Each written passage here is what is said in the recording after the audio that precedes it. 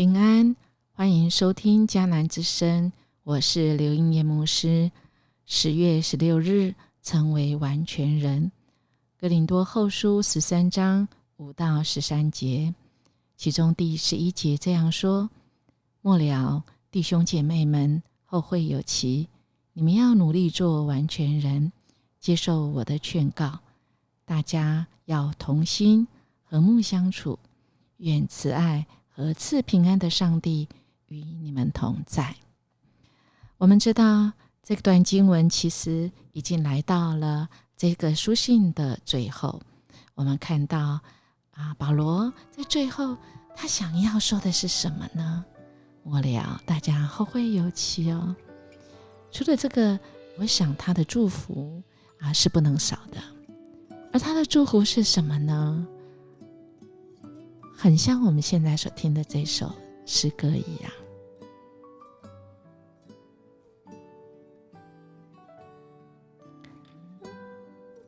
是啊，愿神赐福于你，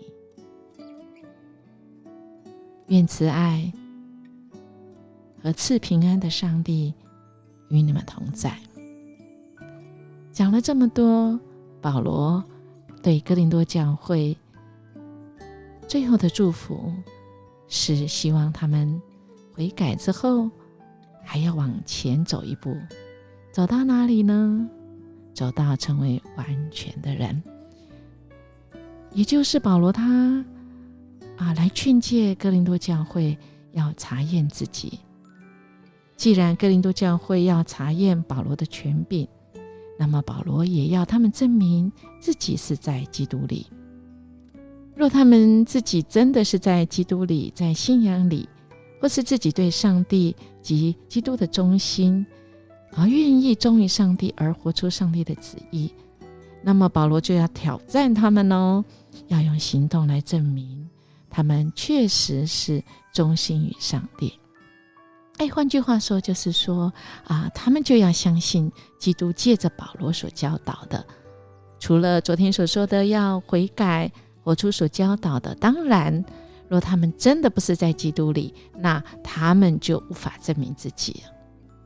可是保罗却认为他们是在基督里，所以他们就要用行动来证明自己在基督里，就是悔改跟不断的更新，远离这些恶行。因为若他们在基督里，那么他们是有能力的。这是保罗他再三的重申他自己在现在确实是重生，并且在基督里面是被更新在第6节就这样讲我们是需要被更新，心意更新而变化，因为我们的主希望我们可以越来越像神所以保罗不单只是为自己来申辩，他更是向上帝来祷告，求上帝来帮助哥林多的教会真正悔改，而且因信成圣，可以成为那完全的人。一步一步，这是一个旅程我想不可能一瞬间就完成这是成熟的长大成熟的过程那这个过程里面有一件事情是很重要的大家群体当中，我们不要只有自己一个人奔跑前面的道路向着目标来奔跑，而是我们要群体一起在基督里来努力。所以要做到在第10节跟13节说的，要确实彼此接纳。因为保罗他要处理哥林多的教会这个问题的目的，不是要拆毁他们，也就是说要减弱他们的能力吗？要让他们失去能力吗？不是，而是要建立他们要建立他们，使他们可以彼此来扶持。这个是给我们一个提醒，我们要值得我们去省思的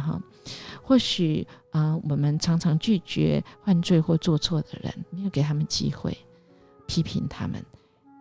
我们虽然不是要接纳这些罪性，但我们却是要接纳这样子的人。因此在建立人的基础上，保罗他们盼望哥林多教会要喜乐地成长，并且朝着成熟的方向来前进，以致生命可以得到安慰跟鼓励。不但是这样子哦，保罗也要他们在信仰上可以对一些事情看法是有共识的，可以彼此来帮助，特别是改变社会在不同阶级里面，不再让阶级成为阻碍。我们看到大概前一阵子吧，这个韩国一个所谓 Netflix 它一个句子叫做鱿鱼游戏，在天下杂志在9月底的时候也对这个事情韩国的这个事情来做出评论。何以韩国这么多这个超级的教会，这么多的信徒，而这些自杀率还是很高呢？会不会是人在信仰上没有活出上帝在这个社群里面的公义呢？我们不要单顾自己的事情而已我们在处在社会不同阶级的人，我们也要放下我们自己，彼此和睦共处，我们彼此能够来扶持接纳，我们彼此来关心。所以最后保罗呢，以基督的恩惠、上帝的慈爱以及圣灵的相通来祝福哥林多的教会，就是盼望哥林多教会记得基督对他们拯救的恩典，使大家可以不分彼此，不分党，在不同的事情上能够合一，彼此来相爱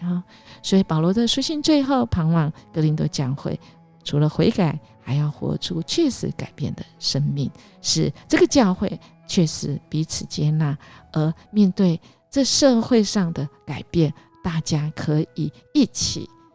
领受上帝那成熟的恩典，成熟的生命在他们里面，因为上帝的恩典是够我们用的。亲爱的弟兄姐妹，在台湾，在迦南教会，我们这个群体，我们要彼此扶持我们不要单顾自己的事而已，神的恩典够我们用，我们要彼此可以来提升。我记得我的历史系那时候的老师郑阳恩老师说，按照统计来讲台湾大概3代以前信主的，经过3代，这个家庭会整个被翻转。原来他们是所谓的社会的底层，因着信仰，他们受教育，因着彼此的帮补，整个会被提升。愿我们在教会里面没有所谓的 M 型化的社会，愿我们在主里面，我们能够同享主在我们里面那丰盛的生命。我们一起来祷告。爱我们的上帝，你借着耶稣拯救了我们，要我们来服侍你，我们也要服侍众人，使人真知道你。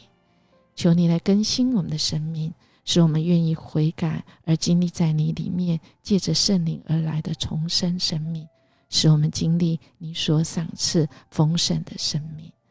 奉主耶稣基督的名求，阿们。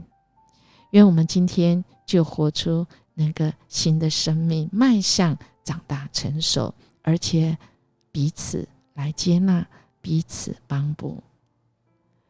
音乐牧师来祝福您。如果您喜欢我们的节目，也请你订阅，给我们5星级的鼓励跟好评。我们明天见。